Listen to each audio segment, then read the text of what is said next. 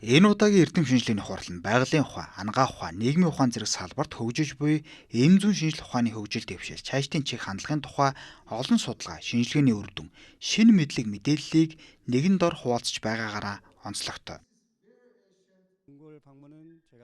Би Монголд анх удаага ирсэн. Өргөн удам тал нутгийг хараад үнэхээр Чежүү аралд байгаа юм шиг сэтгэл төрлөө. Би өөрөө Чежүү арлын хүн. Өмнө нь шинжлэх ухааны өөр салбарт илтгэл тавьж байсан. Энэ удаад эрүүл мэндийн шинжлэх ухааны салбарт илтгэл тавьж байгаадаа туйлын их баяртай байна. Саяхан Үзбекистан улсад болсон эрдэм шинжилгээний хуралд хиймэл оюун ухаан буюу AI чиглэлээр илтгэл тавьсан. Энэ удаад Монгол улсад эрүүл мэндийн шинжлэх ухааны салбарт AI буюу хиймэл оюун ухаан хэрхэн оролцоотой талаар илтгэл тавилаа. Би өөрөө IT мэргэжил буюу AI хиймэл оюун ухааны чиглэлээр судалгаа төвөрдөг хүн. Нэгдүгээрт нь Монгол улсад хамгийн анхны хувийн хвшлийн эмийн өдөр 1990 онд байгуулагдсан. Яг тэр нь Монс. Тэр өнөөдөр яг 35 жил болж байгаа байхгүй юу? Энэгээр нэг онцлогтой. Хоёрдугаард энэ Монс групп өөрөө харьяанда 16 охин компани. Тэрний нэг нь эмзэн шинжилгээ ухааны их сургуультай.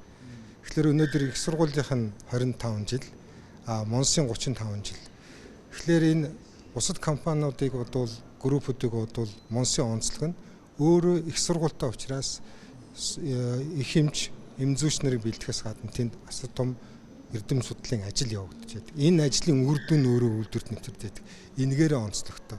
Энэ 35 жилийн үед энэ одоо бүтээлийн үр дүнгээс өнөөдөр бас зарим нь танилцуулж байгаа байхгүй. Энэ хурлын онцлог ач тус нь эрүүл мэндийн шинжлэх ухааны их сургуулиас жил бүр багш оюутнуудын дунд Research Innovation олон улсын хурлыг зохион байгуулдаг уламжлалтай.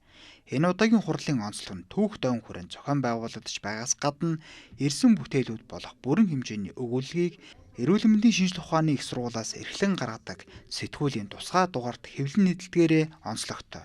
Мөн нөгөө талаас судлаачдын бүтээлийн үнц нь өсөх боломжтой зэрэг маш олон үр ашигтай.